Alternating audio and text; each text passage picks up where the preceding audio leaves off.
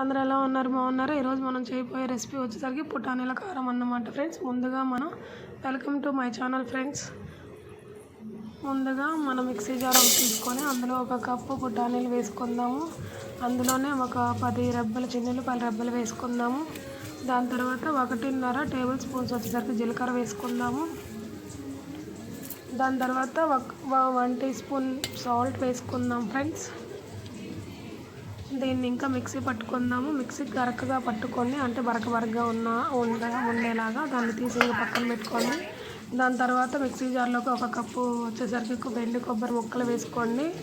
దాని తర్వాత 1 table spoon నేనైతే 2.5 వేసుకున్నాను. మీరు కూడా 2.5 వేసుకోండి. లేకపోతే తక్కువగా మిక్సీ తినే వాళ్ళు అయితే 1.5 వేసుకోండి.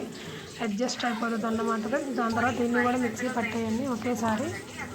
కొంచెం మెత్తగా పట్టేయండి. ఇది దాన్ని తీసి ఒకసారి అటు ఇటు స్పూన్తో కలపండి. కింద పైన అంటే మొత్తం మిక్స్ చేయండి ఫ్రెండ్స్ బాగా. దాని తర్వాత మనం ముందుగా తీసుకొని పెట్టుకున్నటువంటి పుటానీల పొడిని ఇందులో వేసేయండి.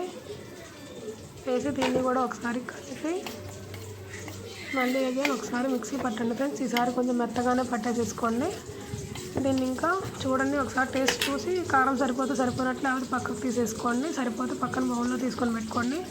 ఇది ఎన్ని రోజులైనా స్టోర్ ఉంటుంది. ఇడ్లీలోకి కానీ అన్నంలోకి కానీ టిఫిన్లోకి దేనికైనా యూజ్ అవుతుంది ఫ్రెండ్స్.